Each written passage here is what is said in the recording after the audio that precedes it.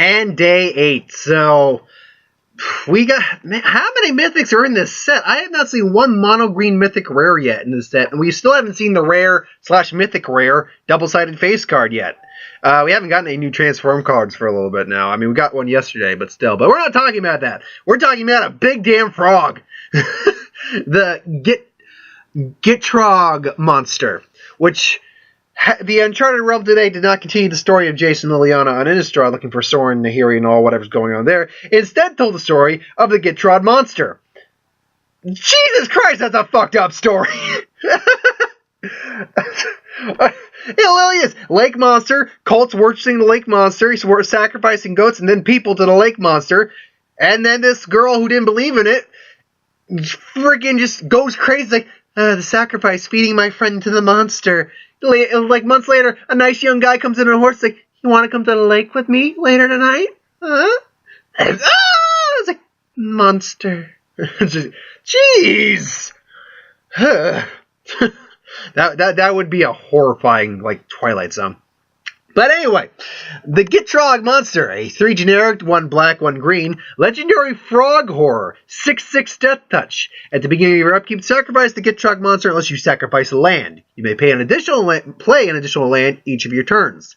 Whenever one or more lands cards are put into, whenever one or more land cards are put into the graveyard from anywhere, draw a card. Oh, that's not just for you. Okay, I misread that originally. That's better than I thought. Problem being that if you're going to focus on this creature, you need land. This Commander, I know a lot of people don't like it when people continually go to Commander, but Commander, I mean, yeah, Commander, seriously. This thing is, because that's where you're going to have the lands to make this work. Now, to be fair, you could run a land destruction deck and get the value out of this guy. That is not up for debate, because I didn't really see it's land cards from anywhere you draw a card. So if you are running a land destruction deck, you can get the value out of this guy, absolutely. But you still have to sacrifice the land to keep, yeah. I mean, that being said, it doesn't say you have to. It says at the beginning of your upkeep, sacrifice it unless you sacrifice the land. So basically, you can basically keep it on the field as long as you want. 6/6 death touch for 5, it gives you, and it gives you draw cards. Yeah, and if you're running a land destruction deck, you're going to get the draw effect, you're going to get the bonus, all that. So, it is not bad. It's just not something I would want to use in the pre-release. But moving on to something I would love to use in the pre-release, because I am a green-blue player. Altered Ego. 2 generic, 1 green, 1 blue, and X. Altered Ego can't be countered. It's a 0/0 shapeshifter. You may have Alter Ego enter the battlefield as a copy of any creature on the battlefield, except it enters with X additional +1 counters. See, I was waiting to do this video when this would be when this was going to be spoiled. It's a rare, by the way. The Frog's a mythic. I was waiting because I saw this card was slowly being spoiled through like a puzzle thing on Twitter, which is fun. I like those. That's how Jason the Mind Sculptor got spoiled. Now, it's obviously best used in the late game. 6 to 7 mana is at best, I think, the best point when you want to play this card. But that being said, I mean, you can play it as a copy and it becomes a copy of anything that can't be countered. But you obviously want to play it for the additional +1 cost, because once late game rolls around, that's when the big shit's going to be on the field. And hey, Ulamog's in freaking standard right now. Calls Alexa freaking standard. I believe they're legendary. But that being said, yeah, one of them. I think you got to sacrifice the one that was in play when the new one comes into the field. I believe. I could be wrong on that. But hey, we still got big Eldrazi's in the battlefield. We got a bunch of angels. We got freaking Avacyn. We got werewolves out the yin yang that you can play. I'm certain there'll be a dragon in this set still. There's dragons still to copy. There's a bunch of cool creatures you could copy and copy them not countered and bigger than they were. This card's pretty good. Now, granted, it is expensive. Again, Commander is where where this thing's gonna find a very sexy home. This thing's a Commander, just orgasm actually, but EDH all that. But that being said, it's a late game. I wouldn't play more than one, though. That's the thing. I would not play more than one. because it is just so... It is really just so expensive for the value you want to get out of it that you play only one and hold off to it till like turn 6 or 7 when you know you've got 6 or 7 land at least to play. But I like the card. I'm a big green-blue fan anyway, so that's why I like it as much as I do. Forgotten Creation. Someone got that wrong. That's not 4. What the hell are they talking about? 3 generic, 1 blue. At the beginning of your Forgotten Creation is a rare zombie horror. Skulk, 3/3. At the beginning of your upkeep, you may discard your hand. If you do, then draw that many cards. Madness. Mass enabler all around. Plus, you get all the free cards again. I can see you just... And it's a mega ability, too. You don't have to do it. You can just have a 3/3 Skulk on the battlefield. Which, that being said, 3/3 is... Skulk mechanic I like, but once you get into bigger creatures, the Skulk mechanic becomes a little irrelevant. 3/3, I think, is the biggest you want to go on a Skulk creature. But I can see people just holding on to their Madness cards for a while, wait till they get this card, wait again, keep your mana untapped, and then use this ability, discard 3 cards, pay their Madness cost, just get all those effects, and again get 3 new cards. The upkeep, remember, happens before the untap step, so you get that, then you can untap and do shenanigans once again. So it's actually pretty good, pretty powerful card if you know how to use it right. This card's weird.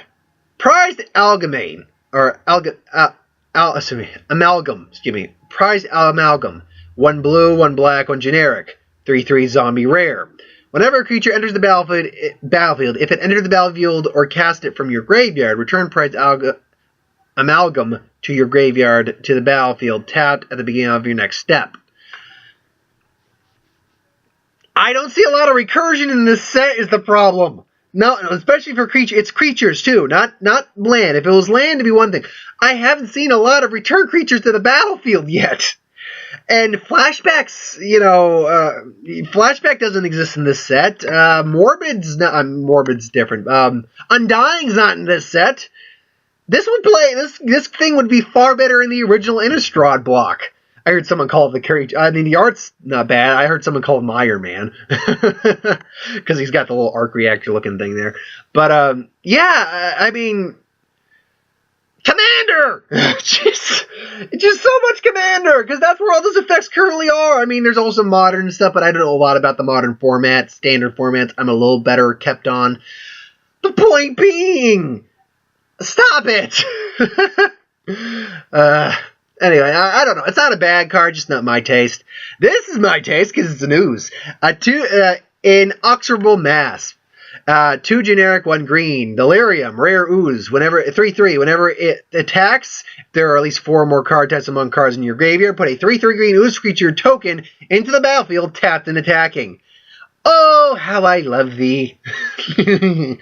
Oh, there's so much fun I could do with this right now, or have with this.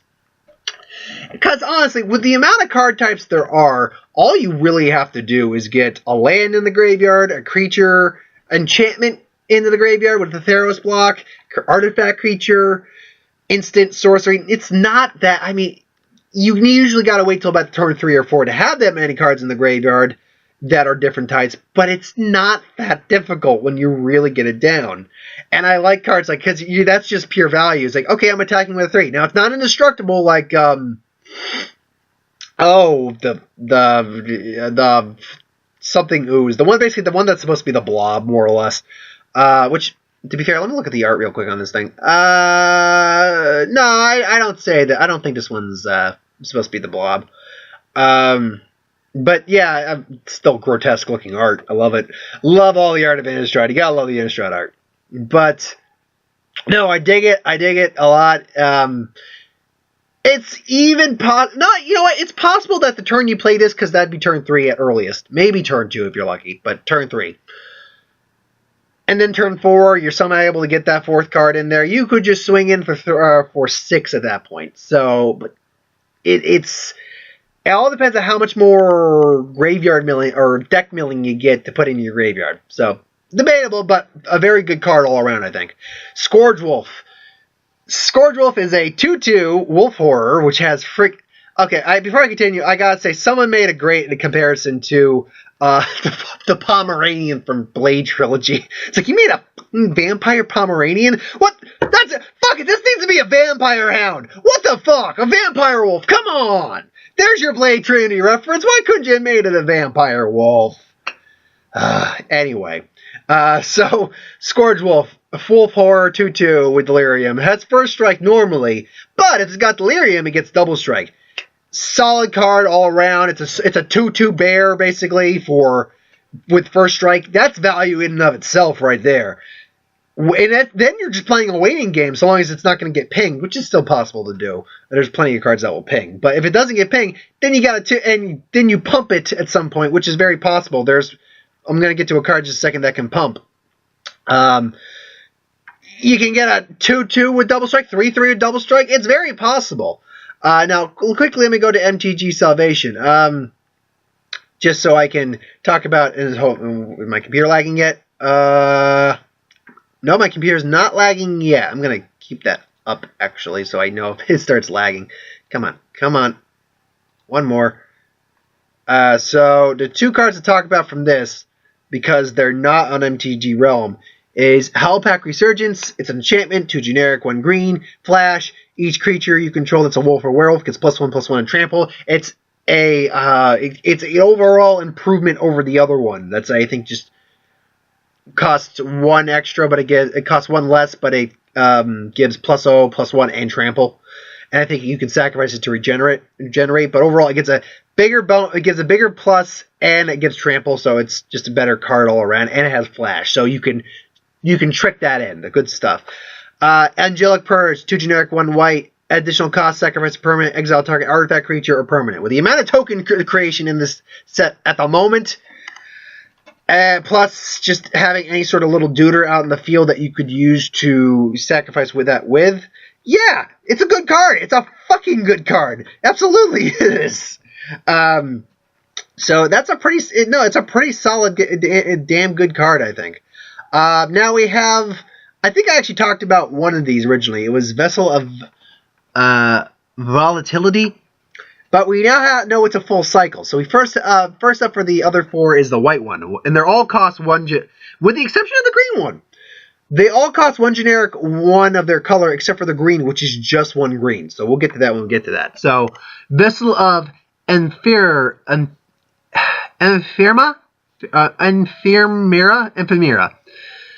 Sacrifice the enchantment by paying 2 generic, 1 white. Put 2 white spirit, 1/1 white spirit tokens with flying into the battlefield. I don't mind that, actually. As opposed to the problem is, if you don't have the mana to use their abilities, they're just sitting there. But when you have the mana to use their abilities, when you get it, and these are obviously early picks, not early picks, early. If you get them on turn like 1 or 2, you'll play them, and then you got the mana to activate ability. This one's a good one because it gives you duders that you can sacrifice for your Angelic Purge. Next we have, and I'm sorry, I'm just gonna have to angle this a little differently. So I'm just because I gotta read it. Go back out there. So we have Vessel of Paramnesia. Paramnesia. And it's the blue one. Pay 1 blue, sacrifice it. Put the top 3 cards of your library, put the top 3 cards of your library into your graveyard. Draw a card. Remember how I was talking about how to get Delirium off? Turn 2, hell, maybe even turn 3, you could do that. And there you go. There's Delirium set off right there. So that for this type of set, that's actually a pretty good card. Vessel of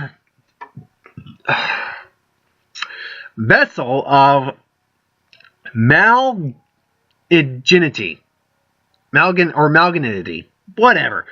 So, basically sacrifice, they're all sacrifice, pay and sacrifice. So, 1 generic, 1 black, sacrifice it. Target opponent exiles 2 cards from his or her hand. Activate this only if you can activate a sorcery.